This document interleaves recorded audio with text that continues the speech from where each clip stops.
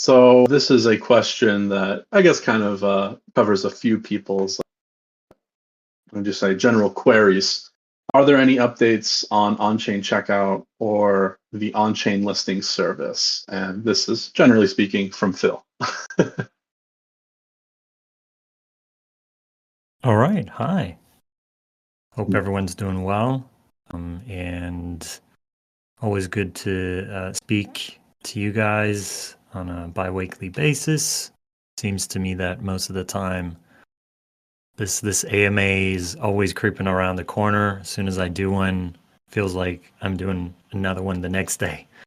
Time flies extremely fast and yeah, so regarding updates to checkout, I mean, we're constantly working on various components of the product. I mean, as you know, and as I stated multiple times, it's a pretty intricate service that has a lot of moving parts. So if you want me to be specific and granular, I mean, I can give you some updates as we've, or at least as I've shared in terms of one part of the vision for the product is to become kind of, and I imagine you're familiar with these types of platforms. One of them, which is quite well known, is Shopify Collabs, which effectively lets influencers promote the brands they love and effectively earn a share of the sell. And it's kind of a similar thing that we want to build. Checkout is this platform that you know materializes assets into products, because a lot of, at least from our way of seeing things, I think a lot of the industry has failed to recognize that fungible asset, amongst many, are more than just financial products. And with that being said, there's a massive industry of people that have influence, that have massive communities, and they're effectively promoting these projects, and they create awareness for them. But unfortunately, from that moment to the actual conversion point, it's quite disconnected. So it creates a really unhealthy kind of model where a lot of these influencers are given project tokens as a form of payment. But unfortunately, this is a market in which if they sell these assets, it becomes apparent either that they no longer believe in the project, they were falsely promoting it, etc. So it's kind of a slippery slide. But if you create neutrality with a product like this, where they can get rewarded on the transactional fees of this promotion, then they get paid in stables. So one part of the product that we think is kind of an evolution of the original checkout, which originally was a simple kind of self-contained dedicated payment flow for one token for one project. Our vision for this new iteration is a combination of what we've built for third-party vendors, which essentially lets them decide which asset they want to list and support and offer, and extend this to individuals, influencers, brands, website, or anything like it, that want to sign up for that product and basically enable and disable any asset they want to start promoting and get a piece of the pie for it. Now, with this new reality comes kind of this cold start problem. And a lot of you could dive into the topic, but it's a very well-known type of problem for social products. And I'll give you examples that you've probably experienced as you've signed up for or started using a product that could have faced a cold start, but decided to implement mechanism to, try to circumvent that problem. A lot of those are, give you an example, early very successful startups that broke down or were good at not having this cold start was Facebook. When you signed up, the whole goal of them was, how can we keep you coming back and have some form of stickiness?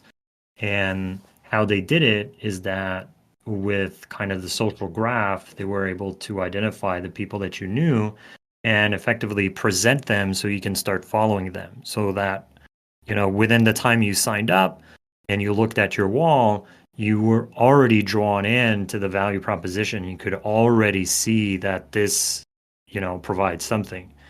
Other platforms like X, formerly Twitter, when you sign up, they propose a list of potential people you should follow, effectively letting you create some content in your feed. Other types of cold start problem that were faced, things like Netflix. When you sign up, you have this kind of journey that brings you on and ask you questions about what are your preferences. Do you prefer comedy? Do you prefer like sci-fi movies, series, TV, like move or whatever? And that lets them create kind of a hyper personalized environment that they know, or at least will increase exponentially the chances of you finding what you're looking for and then staying. So with this product, it's a similar thing, and I'm giving you this whole backstory so you can understand the purpose of this feature and why we're building that feature. But initially, it was called Buckets. It doesn't have any formal name to it yet, but it was under development. And effectively, for this other segment of B2B customers, when they sign up, they are presented obviously with thousands of assets that they can start basically selling and promoting. But then where do you start? It's like, which one's good, which one's popular, which one's selling, like how like where do I start? And this is a cold start problem. So one of those features that we've been working on is this kind of possibility of, when they sign up, they get presented these buckets that are kind of collections or portfolios of assets that they can enable in one go. So it could be like stable coins on all like 7 EVM chains, or it could be the 10 most performant GameFi tokens, or community to, like, it could be anything. It could even be kind of things that could be upvoted by different types of communities, and then that would be the community kind of bucket. Could be the newly available assets. So it's really about creating this mechanism to fight or to go against this cold start. So that's kind of one of the granular features that we've kind of been working on and are about to push into the dashboard. And yes, that's just one of many things. Obviously, I'm not going to go through every single feature, but I think that one, it was kind of meaningful to share as part of the grand vision of this product, to make discovering assets and selling those assets really rapidly. And it creates a really dynamic product compared to, and when I keep on demoing or comparing the product with, let's say, a MoonPay or one of those other on-ramping product where the supported, the list of supported asset is fixed and you can't really do anything about it, and you're kind of forced into this, basket of things that you have to sell that you don't really want to sell, and ultimately that people don't really want to buy, that, they have to buy because they want to buy this other thing. So it's kind of really dumb. Like, things need to change, and this product is gonna bring a breath of fresh air. So I'm excited about that feature. That was one of my earlier ideas, and now I'm seeing it coming to fruition. And yeah, looking forward to have it in the hands of those influencers. Yeah, and I think I alluded to this a little bit towards the end of last AMA, but it's important to note that the Ember checkout that we have right now, that's currently live on however many websites, is very much going to be just like a shell of what on-chain checkout is going to be, not just from a functionality standpoint, but from the actual type of product it's going to be. On-chain checkout is going to be a generational leap from what Ember Checkout V2 currently is. And in that scope, that means we also have to make sure that it's capable of being that generational leap from the cold start problem to making sure it can actually do what it wants to do. And so it's not quite as simple as reskinning and plugging a fancy API in and packaging it out and go. I mean, theoretically, if that was the case, maybe on-chain checkout would have been something achievable in a smaller amount of time. But I think from what I've seen and heard, that people will be quite excited to see what is on the table with regards to on-chain checkout. So kind of moving on, is there anything you'd like to touch on with regards to the on-chain listing as well? I guess a specific question I see here is, are there any ramps currently testing the on-chain listing service or the dashboard? And just in general, how far have these interested parties gone in being like onboarded to the on-chain listing, like dashboard and all that? So, I mean, nothing has really changed since the last AMA. So most of the testing have been on testnet for all of those various, early adopters. And maybe I can do kind of two birds, one stone type of answer, which is, as you know, the last couple of months, specifically when we decided to start kind of building this type of approach of like real-time enabling and disabling assets, clearing protocol, all of those things. And, about 5 or 6 months ago, we were sort of ready, but then we started seeing some components that we had foreseen or had planned to use that were already in market. We started seeing that they wouldn't be good enough for what we're trying to build. Amongst those, the initial thing that we quickly realize is the response time of these quote API. So that was the first thing that we realized, that it would just not be good enough. So we started working on that. And then the next thing was basically there's more than just these three things that I'm thinking about, as I'm thinking more about it. But the next thing was kind of the gas efficiency. So we were trying, as you would think, when you're building a payment system, it has to be as close, if not near zero in terms of costs. And then second to that, you have to abstract it as much as possible. So the wallet infrastructure, initially we were meant to use a third party, which was Circle. It didn't quite turn out how we had planned, and being a single point of failure. And then we moved on to another kind of more general purpose wallet infrastructure that will work for both B2B and then B2C. And then ultimately, up until recently, one of the big thing that we were working on is consistency in that pricing, that quoting system, so that when you have thousands of assets that are on chain, that are deployed on various types of decentralized exchange, either earlier versions or later versions, or sort of more recent versions of, Uniswap is a good example. In the last 3 years, we went from V2 to effectively now V4 on the horizon.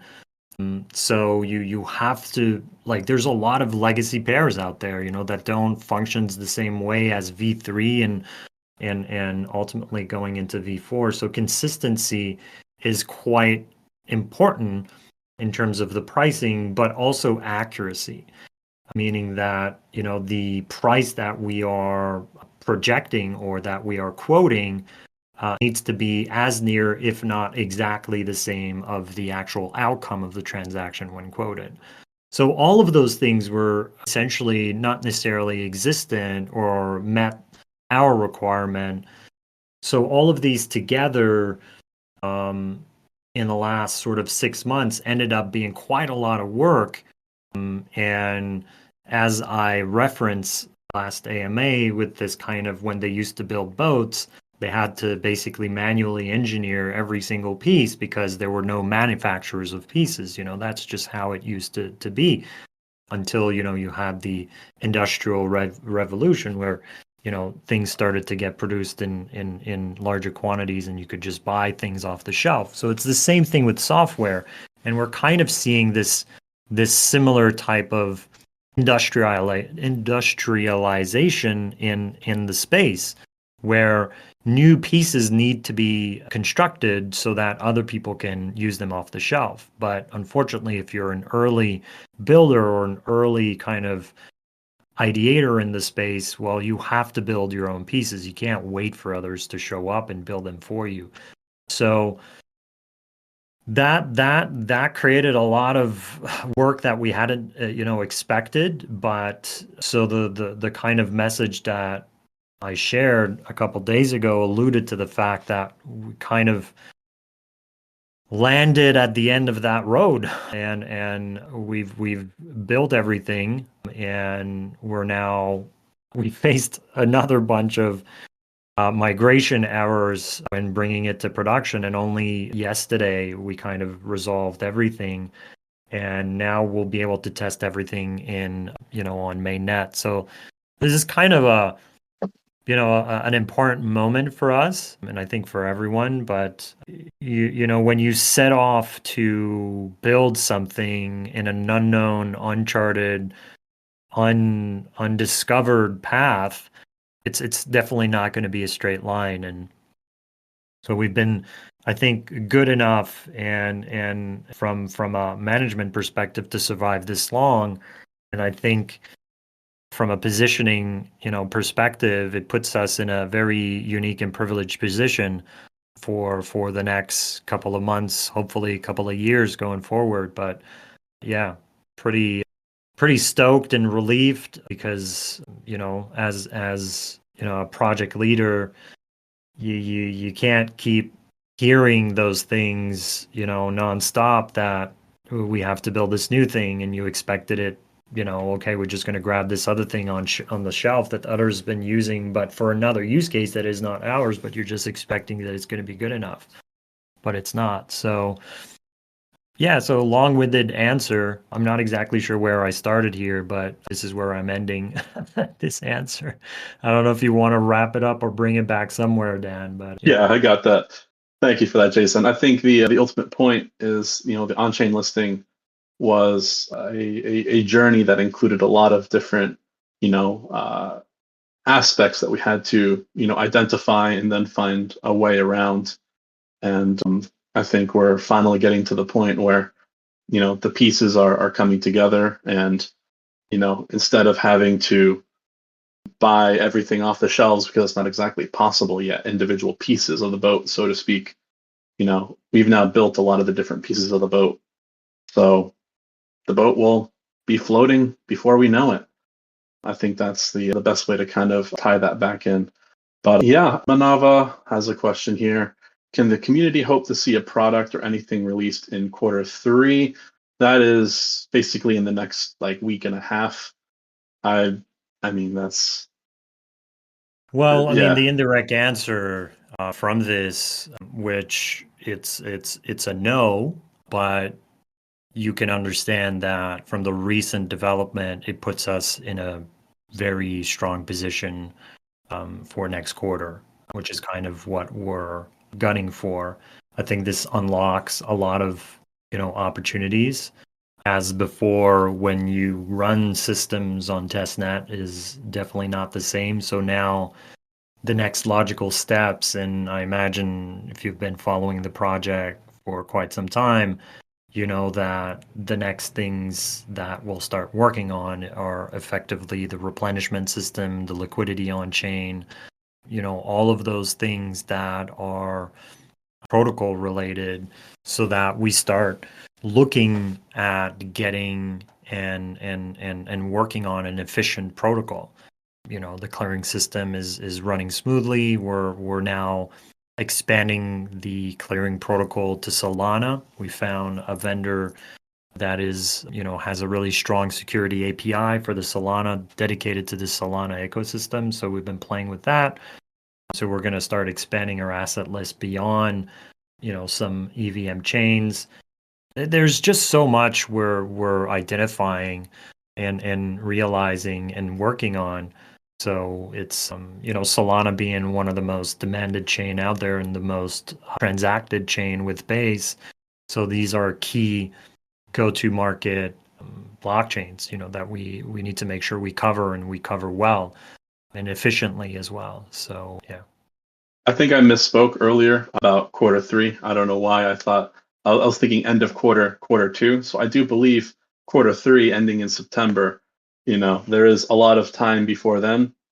Is there anything you would like to mention specifically about quarter three, or were you already kind of speaking in that frame? I think I prompted you incorrectly there, so I just wanted to make sure that Yeah. was So I right. mean, yeah, exactly. So I mean, Yeah. nothing's going to happen. Nothing's going to see the light from a production version of something, in the next couple of weeks. But reiterating what I said, with the latest development and achievements, it sets us up, in a very positive way for Q3.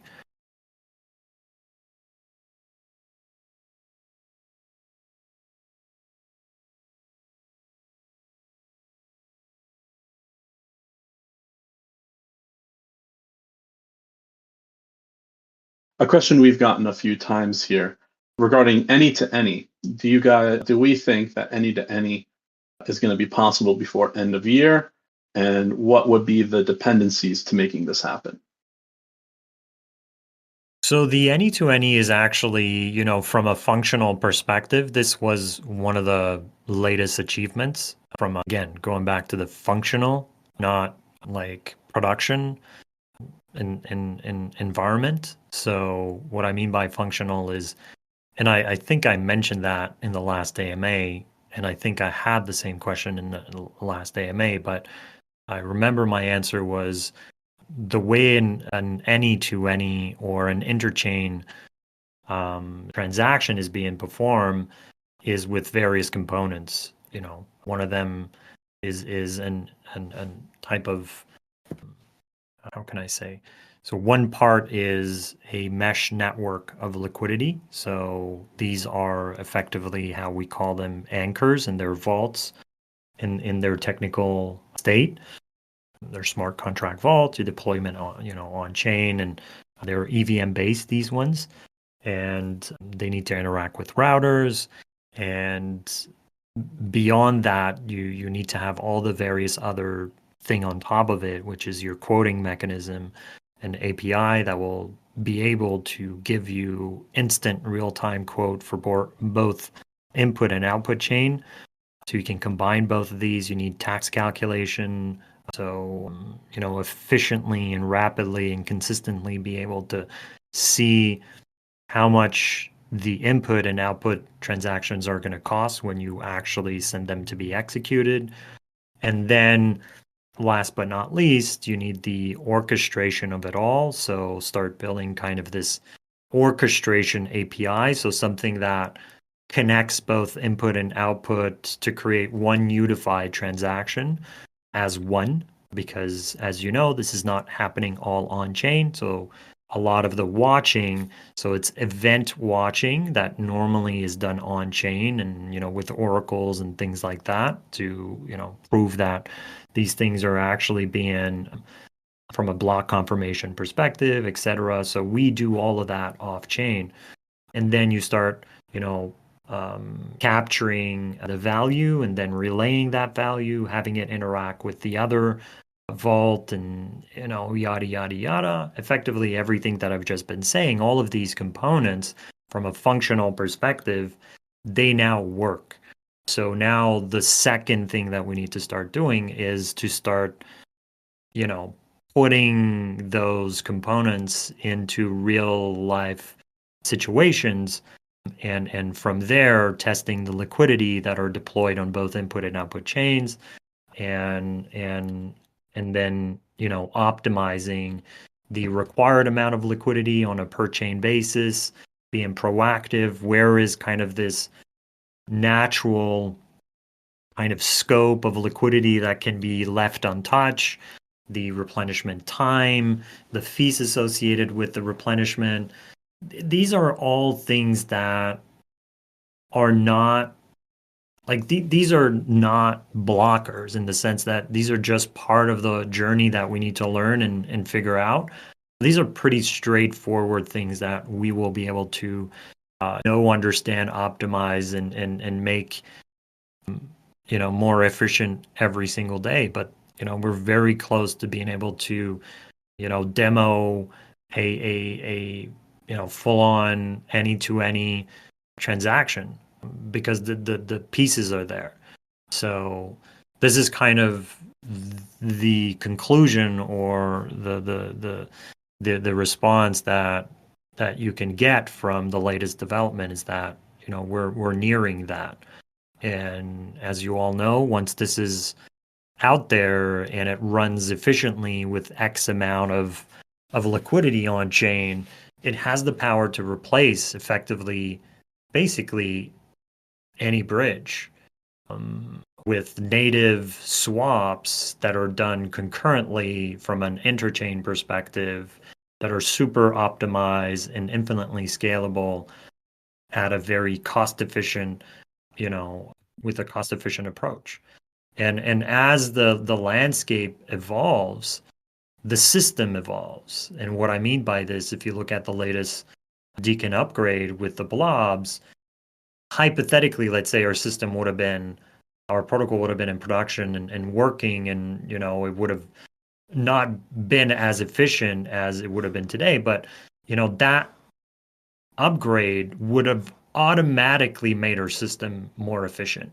Just automatically, all the gas would have went down. Everything would have been faster. Everything.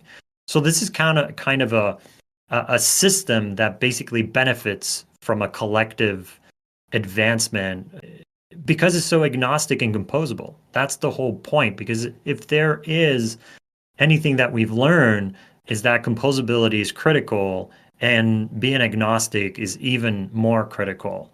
So we can only be extremely excited about where the space is going and at the pace that it's going as well, because it's just going to make our system much better and more efficient and leaner and faster because all the right components are there to take advantage of the collective advancement of the space. Yeah, and I think that's probably the best way of putting it. And yeah, kind of moving things along to try to address as many of these questions that we can get to. Is there anything new to talk about with regards to hiring and team expansion? Well, I mean, we're always on the lookout for new talent. We've recently began, onboarding new people with various different roles. We haven't announced these roles externally yet as they're being onboarded, but most of these roles are generally about making our team more efficient. So recently, last week, we onboarded someone that will bring more experience and more clarity around product management. So basically, product manager. We also have strategy being headed by a new person that's coming on board as we start looking for go-to market on various products and services. We also have a few people that used to be part-time that are now more available to come in on full-time, which will increase or near full-time in the next couple of weeks, couple of months. So that will increase our velocity, etc. We haven't there's not that many people that have departed from the core team. A lot of those people that recently departed were effectively helping out on various different fronts, and they departed not because they don't believe in the project or anything like it. Life happens. Sometimes you just have life happens, so you get a child and you haven't maybe you have less time and it's all of those things, and you have to put priorities in other areas. If you have a full-time job and etc. So, but yeah, the team is growing and it's going to continue growing as we bring products to market and we start generating revenue. And ultimately, this is the goal. To be a self-sustaining business that generates consistent and growing revenue. Yeah, there's definitely some new faces, and it's lovely to see. Yeah, I figured I would touch on that one, as I do see it pop up from time to time as well. And another one from Robin: is there any update with regards to Glow, and what is our relationship kind of like with them? And if there's Well, anything new to. Glow has been using kind of this hybrid version of Checkout V2 that we kind of tested just to see what would be the response from the market, and how would what could we learn from our earlier theory of, like, what if it'd be all in the same flow? What if we could find a way to have fiat in there, and ultimately the validation, we got it. Now, this is kind of a legacy product. We haven't been updating it. It's been deployed. We're kind of supporting it, but just as much as them and us, we're really looking forward to, like, pushing this new version, which will be like 10x better.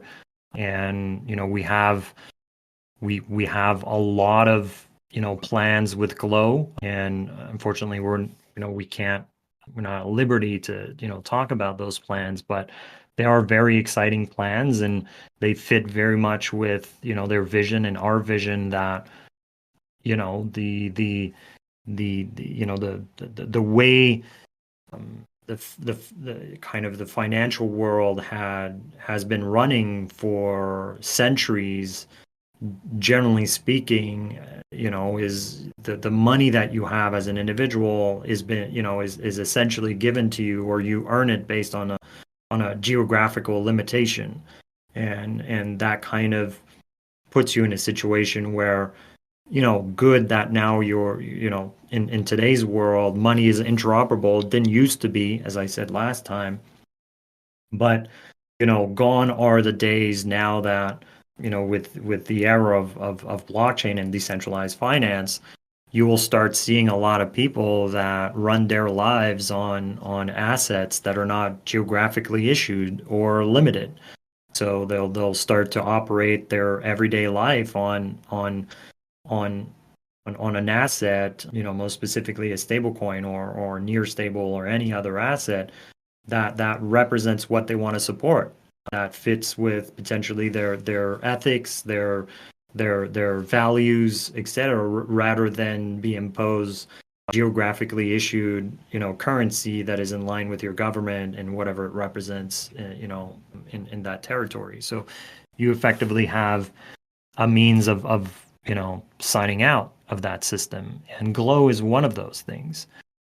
One of those earlier mechanism of, because USDC is one thing, I mean, yes, it expresses the general values and thoughts around signing out, but it's not alleviating anything in terms of poverty, and all of those things. So you'll start seeing a lot more of those Glow dollars out there, and people will be able to hold and operate on these assets, just like you do in your everyday lifestyle. You get USD or British pound or Australian dollars, and effectively you run your life on these fiat currencies. Now, what if you could run your life on a Glow dollar rather than an Australian dollar? So that's kind of the vision, at least a meta narrative that we have, and that's a meta narrative that they have as well. And this is where we'll meet at some point. Yeah, they're doing some pretty cool things over there, and it's nice to see them getting some traction. And they actually partnered with a local business that I'm familiar with, called the Giving Block. I've been familiar with them for probably 4 years at this point. They're based out of New York City, and they were like one of the early ones into like the philanthropy and crypto intersection. And it's lovely to see Glow really starting to get traction, and Yeah, I'm always keeping an eye on them and what they're doing because yeah, there's lots of potential just what they're doing and with what we can do to benefit them. And yeah, I'm excited to see what the future holds there. And moving along here. Oh yeah, so the other day, Jason, you mentioned quote, the team is slowly resurfacing after a couple of crazy weeks, pushing some key milestones over the line. Is there anything you'd like to kind of just say to expand on that a little bit? I already did, Dan. Well, I mean, like the specific. Okay, yeah, that's I fair. did. I actually answered specifically on that. Oh, I'm sorry. I may have missed it. That's my bad. That's the Apologies. long-winded answer that I give Yeah. at some point where I said, we're resurfacing, and I said that's because Mhm, all of these milestones and et cetera. So I did answer mhm. that. Good one. Thank you for that. And oh yes, so someone mentioned the other day, Uniswap delayed a vote with regards to their revenue share and their specifically with regards to the considerations of what that would entail for them. Are we holding off discussing the proposed fee share a little bit longer to kind of see what happens with them and their specific case study?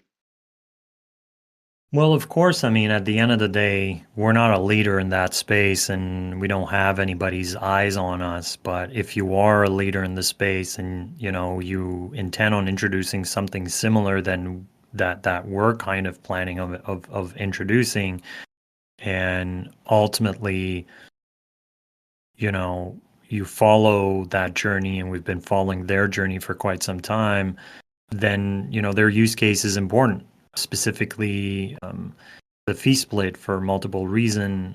It's a complicated thing, and I know it's been raised that it's quite easy. A lot of projects do it, but doing it and doing it legally is two different things.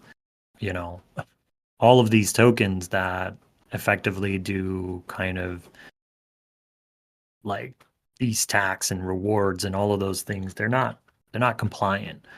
I mean, the only reason why they seem to be legit is because they're not big enough to be an issue. And as soon as they start becoming, big enough, this is where it becomes a problem. And ultimately, the reality of kind of this space, especially with regards to compliance and regulation, and especially with the blockchain, is that whatever you do is there forever. You can't just say, well, I didn't know about it, or I thought I was doing it right, or you didn't have any clarity. I mean, the consensus right now is that none of these answers matter. Like, it's been proven multiple times that, like, at much bigger scale than us, and unfortunately, we're not a Uniswap where we make like hundreds of millions of dollars a week, where we can say, okay, you know what, bring it on. We're not a Coinbase where we make billions of dollars every quarter and we can say, yeah, you know what, bring it on. We'll fight for the whole space. I mean, we're not these guys. We have good intentions, but unfortunately, we just don't have like we just can't afford that. So we'll focus on on the things that we can do compliantly, and ultimately, whenever we can, whenever there's a best practice, whenever there's clarity, whenever like it becomes clear that this is a path that we can do, compliantly and safely, not only for us but for everyone, we're just not going to do it. And it's not because it's not technically possible. I mean, it is technically possible. It's not about a technicality, Same thing with Uniswap. It's just a switch. They switch it on, it's done, And but the thing is that they haven't been switching it on for the multiple reason that it is stated in kind of their postponing of that vote. So, I mean, at the end of the day, I understand your positioning, with regards that, you guys hold an asset that has the potential of getting a fee share from like revenue, et cetera. But at the end of the day, like we have to focus on, and I've said this before, like I've said this multiple times before, there is no revenue share until there is revenue. And there is no excitement to be had about revenue share if there isn't a fucking shitload of revenue. And there is and will never be a shitload fucking lot of revenue if the platform is not massive and compliant and changes the space in a fundamental way. Like so like if I be focusing on the fee share, you'd be like, this guy's not thinking about the big picture here, you know? You'd be like, this guy's got it wrong. Like and I know this adds extra time and everything, but fundamentally the answers that I'm giving you guys and the focus that our team has could be the confidence that you have in us with regards to us working on the things that matter. So I don't know. Like, I'd be happy to debate this with like people on stage or whatever, but ultimately and fundamentally, this is what matters. You know, it matters to build something that creates value, and this value can then be shared. Because there's no point of discussing what can be shared if there is no value to be shared. So our team has been adamantly focused and diligently working on creating like value that matters, that'll be sustainable, not like this short stint of it makes money. Like there are thousands of other projects like that out there, non-compliant, that will make you a lot of money in a short period of time, that is life changing. If this is what you want, then there are thousands of them out there. But this is not us. This is not us. We've said it 1,000 times. We're in this for the 100-year kind of plan. And if this is not kind of your portfolio type of approach, then like fine. Like this is not what we do. Like that's it. That is it. And I've said it and I've never said anything differently. Our whole team has never said anything differently than this. And I'm reiterating what we're saying. So if you want short-term rewards, they're not here. They're just not here. Like they're just not here.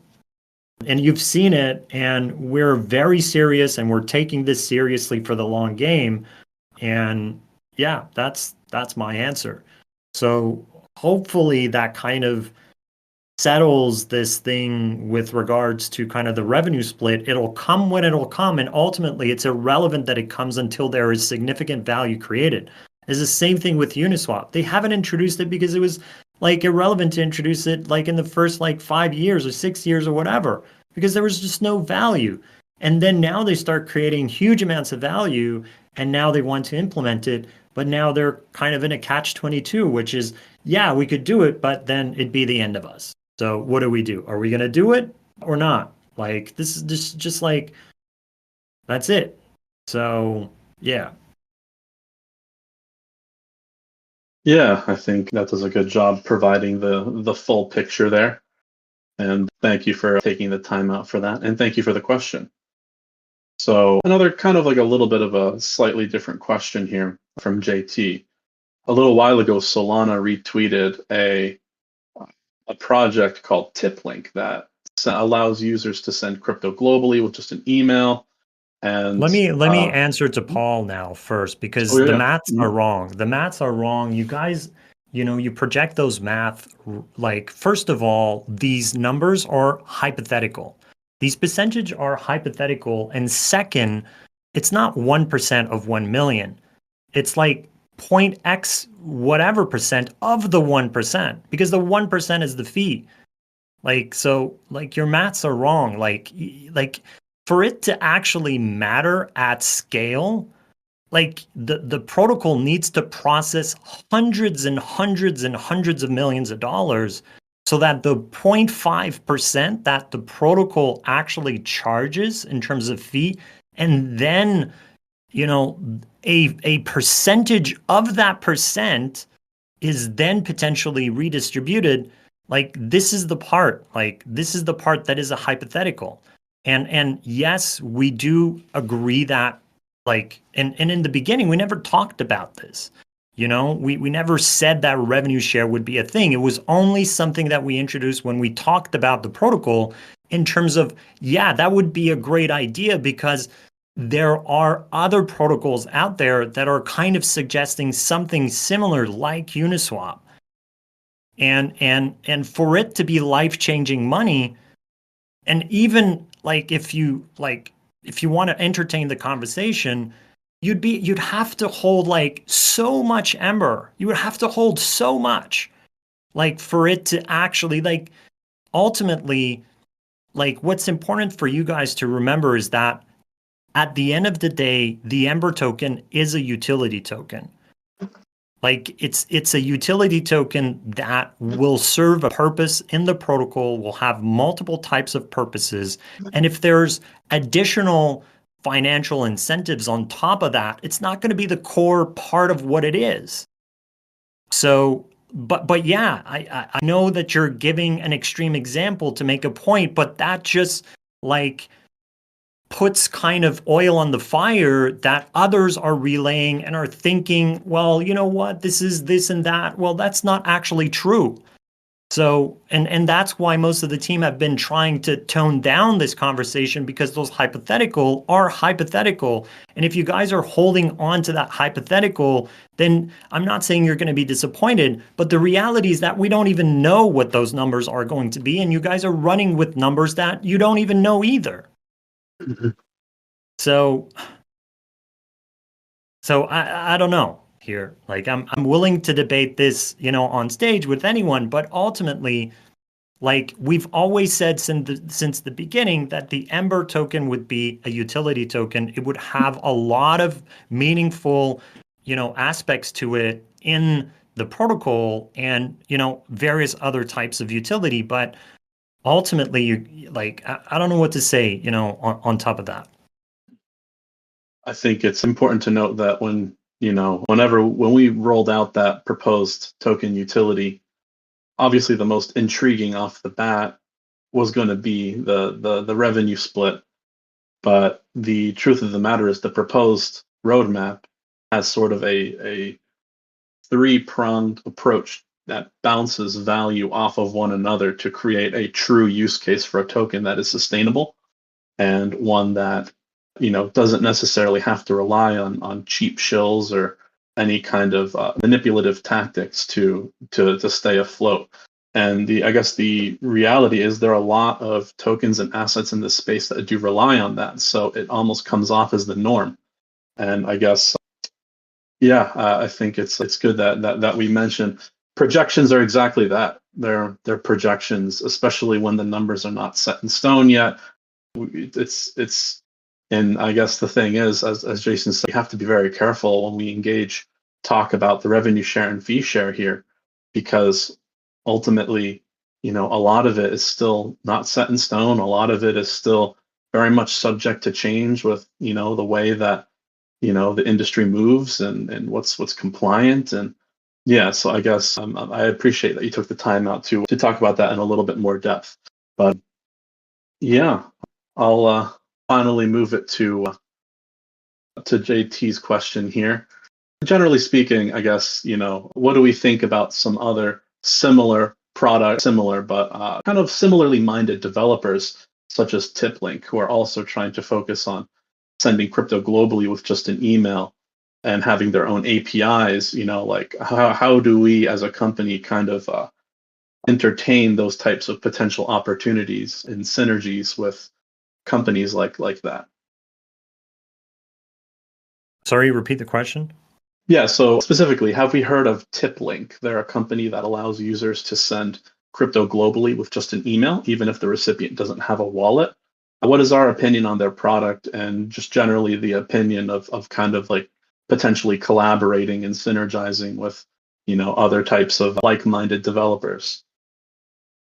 Well, I guess, anytime there's something that we can leverage and use, we're constantly on the lookout of things that can help us do stuff. So I'm not that familiar with them.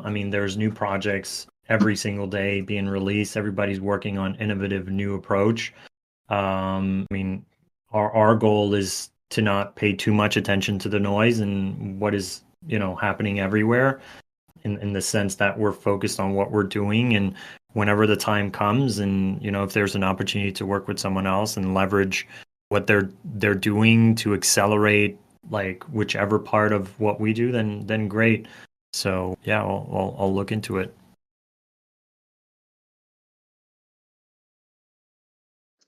Sorry, I was muted there for a second. Yeah, I think, generally we have a pretty enthusiastic group of people here who, are willing to go around and kind of see what's what in the space and, make gentle intros to like-minded developers. And, If you want, I can answer Robin and Neurosurge Doc as well. I mean, ultimately, you're basically asking me point blank if I can give you financial advice, which I'm not going to do. Like this is a blatant, obvious kind of, I can't do that. And ultimately, at the end of the day, like when we wrote the white paper, you have to see this as kind of us putting our thoughts from a protocol perspective, what this could be, and and we always said that these with a big comma at the bottom. And I remember the day that I sat down with Dan and we were doing this and we were thinking, and I was, we were, designing this protocol, and, we wanted it to be something that everybody could participate in various different formats compared to the current financial system or the current payment system specifically, where it's users that creates the value, but the users don't get anything out of it, just like this big web 2 concentration of corporate power with social networks and everything. Like the users ended up being the product, which is the same thing in the payment system. The users of the payment system are the product, and these massive corporation, specifically in the payment network area, is a duopoly. Visa and MasterCard, they're basically printing billions of dollars every year, and effectively the only way you can get the rewards out of it is through the credit system that they've built on top of it. So it's kind of double dipping, and it's this kind of concept that we're like, well, maybe there could be a way for initially people to gain, through a part of, through a form of membership. Like how can people benefit as users from this payment system, and how can people can join the governance of it and everything. But I remember that day with Dan, we were like, if we put this here, we don't want to regret it, and we have to put a disclaimer. It's either we don't put it and we don't share our thought, we don't share our vision, or we put it there and we put a big like asterisk and disclaimer and say, you know what, none of this is like I don't know like how you want me to translate this, Dan, and I'm sure you remember that day when we put that in there. But like it's hypothetical just as much as all the other lines in that like page. They're all hypotheticals, all of them. They're proposed, they're ideas, and ultimately, whenever the day comes, it will be decided if they are implemented or not. And if, time comes and there is a possibility of it being implemented, then the realities of the market will have to be taken in consideration, whether it's legal compliance, whether it's kind of the feasibility, whether it's like the from an intracompany agreement, whether everything. So again, like, I don't mind answering questions and being as truthful and honest and transparent as possible, but like I can't tell you you should like I can't give you a financial advice. Like that's just like basic, like I don't know. yeah, we have to be very careful because also the position that we're in automatically creates an implication, even if it's not our intended implication to sound like we're trying to give financial advice or anything. Now, I'll let you up, Neurosurge Doc. This is an AMA, so feel free to ask a question. But generally speaking, we are coming to the end, so let's just keep it at maybe a question or two.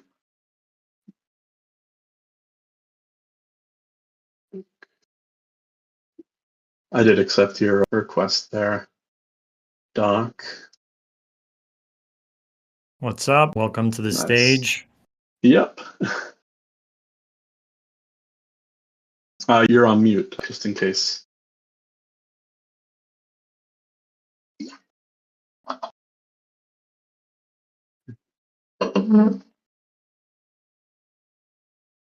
don't know if you're speaking, NeuroSurge, but you're currently on mute.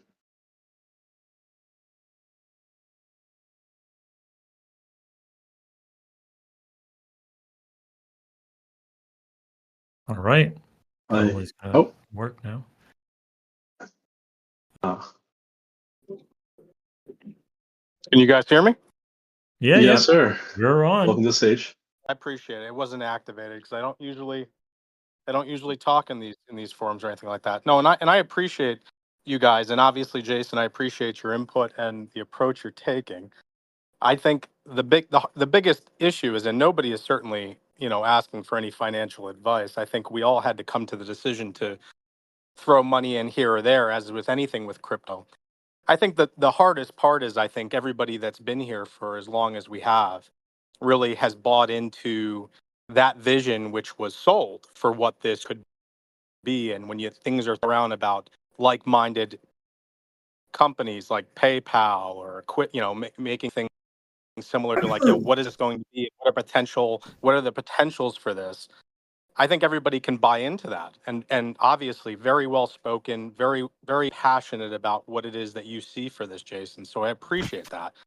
But I think coming from the standpoint of where everybody is looking to just have an understanding and a sense that this isn't just some theoretical round the table discussion, and that there is going to be something to show for the money that's put forward. I mean, you get a sense for that. We've all been here for several years, so I'm not trying to speak out of turn. And believe me, I'm not looking for any reassurance, in the sense that, like, I think it's hard, and that's what I think everybody's been. As I read on these forums and day, I think what everybody is sort of echoing is the sense that, like, they'd like to get a sense that there's something more tangible, as opposed to the, because there really isn't, right? This isn't a video game, token. We're not using it for anything. This isn't Bitcoin.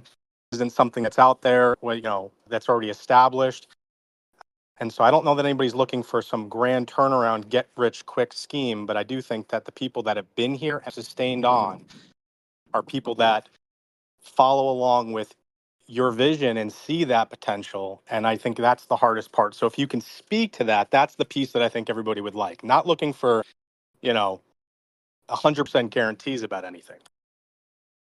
Yeah, I mean, I think just as much as what you just said, I think my counter to this is, and I appreciate every single word, is, I would, it's safe to assume that you kind of start to know who we are, and I appreciate that also you kind of are able to, and that's kind of always what I'm wondering, because it's kind of a one-way conversation most of the time when I do these things, is am I being, like, heard? Like, I say these things often, the team say these things often, and our goal here is not to kind of sell anything, and I know you said that, this is what has been sold.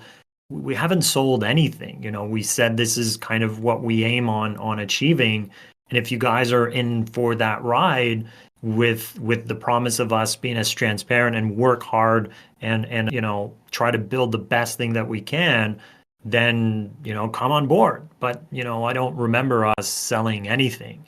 And if we did, I think might have been misunderstood. But at the end of the day, I think if most of the ones that are out there and have been following the project up until recently, like, we're getting there, and it becomes more and more tangible. And trust me, if there are people that are getting impatient and are running it like this team is the team itself. We've been like, this is what we do every day, many hours a day.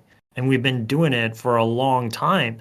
and and like the last two, like now it's just starting to be like, oh, now everybody's coming out of the woodwork and is like, oh, what's up with this, what's up with that. But like when everybody was, in the woodworks, we were here like bleeding. This was hard, it was painful, and we were here for 2 years trying to make sure that we see the other end of that winter, and that we were going to be rightfully positioned to take advantage of that new cycle, where the last cycle we came at the tail end of it and we were not, absolutely not in the right moment. But there's just no right moment to launch anything. You just launch it whenever you feel that it's the right time for you and for the people around you. But beyond this now, like, this is like there was one round to get this started in the beginning, but also remember that if you guys are buying in accumulating, this is not going into our pocket. This is like, we're not making money off of this. This is not like every time someone buys $1,000 a token, it gets deposited in our bank account and we get to pay like the Slack bill and the phone bill and the lights and all of those things and the internet. No, it doesn't pay for any of that. So the reality is, like, we've been absolute troopers trying to maximize kind of the lifespan of this project and to bring it to a moment where its chance of success are much greater than kind of what they used to be. And we could have just said, you know what, this is not going to happen, like, it's just too hard. We don't know when the light is kind of going to reappear in this winter, left, right punch. And like, it's like every week there was something. So right now we're in a really good position. And as we've said in the past, we've never been in such a, better position. And we're like, from a project's perspective, that's just all I can say. And I'm trying to be, and the team is trying to be as transparent as they can on a weekly and bi-weekly basis, and on a month to month and year to year. And that's what you get to make your choice on, with regards to, am I staying on this journey or am I not staying on this journey?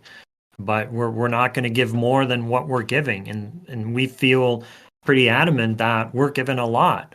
And that's just how we decide to operate the business. That's the decisions we make with regards to what are we kind of releasing, what are we not releasing. But also remember, like, you're saying that we haven't released anything tangible. I mean, I can list you a lot of things that were quite tangible that we released in the last kind of, like, in the first year and a half, 2 years. Like, we released V1 checkout, V2 checkout, we released Ember.org, we released Peachy, we released like a bunch of stuff. And that was part of us learning and understanding. And as we're learning and understanding, the whole space is shifting at a speed that nobody can follow. Like, the whole thing is like moving so fast that anytime you think you potentially have an angle, it's just like there's like it's different.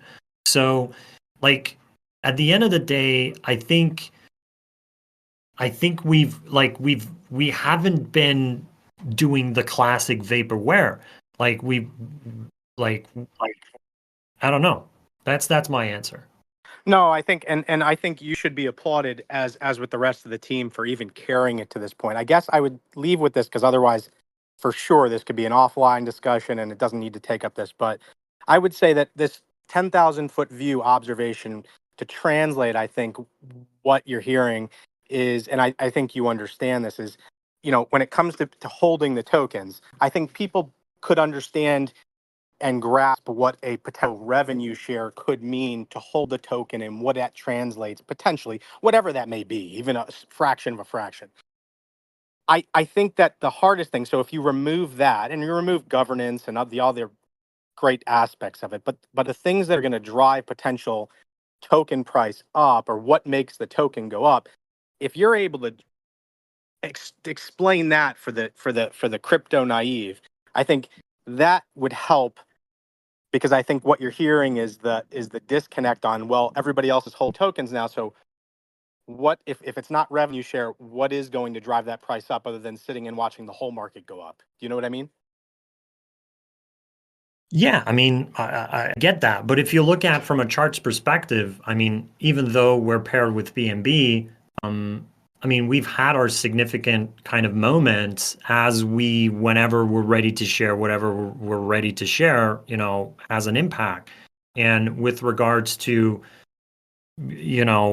us being more clear on specific use case, I think that so far, whatever use case we've thought about that we were kind of feeling okay with sharing, they've already been laid out, and there's not going to be any new one that will be laid out. And ultimately, our whole strategy is not about like we want to deliver value. That's what we're focused on. And from that, like the ripples will come. And right now we're not, and I appreciate your you sharing kind of this thing that we're fully aware of. But yeah, right now this is, and unfortunately, like, how can I say? I mean, we're in a really good position, and I think that's what we want to focus on as a project, from delivering value in the next couple of months, couple of years. And the last 3 years led us to where we are today, and we appreciate every single person that has been supporting us in whichever way they've been supporting us. And I think, just as many other projects that have survived so long, I mean, you just look at, like, at the end of the day, we could be like, and am I going to name them or not? Whatever. I mean, at the end of the day, there's plenty of projects that were so massive, and they just like talked about so much about these things that they were going to do and that would drive value and like, et cetera. And then ultimately all these grandiose vision, and then they talked about it, and ultimately they're gone. Like, they're literally gone, these projects. They're just no longer there. And if you look at from a meta and macro perspective, the whole classic, like, endowed zoom out, if you zoom out, like, it's like the whole point here. And that's why we also we've come a long way as a space, and we've come a long way as a project as well. So you have to zoom out. You have to zoom out, and you have to think about who's still there. Like, and what's the real actual value that has been provided, other than short-term X, Y, and Z? That's what I can answer here. But appreciate, you coming on, and, I'd love for more people to come on and have it more of a dynamic, AMA.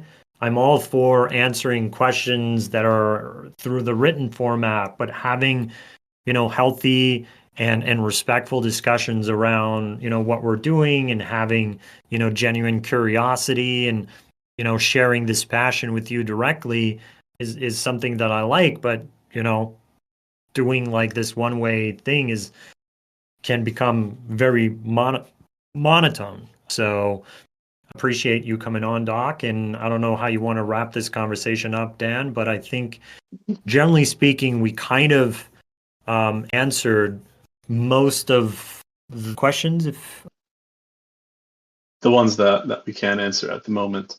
And I would like to mention a little, happy crumb. We're expecting a video to release soon, Jason's trip to Dubai. And for the time being, that's all we're gonna say. But keep an eye out here and on Telegram, because I think it'll be a nice moment that you guys will see just how far we've come.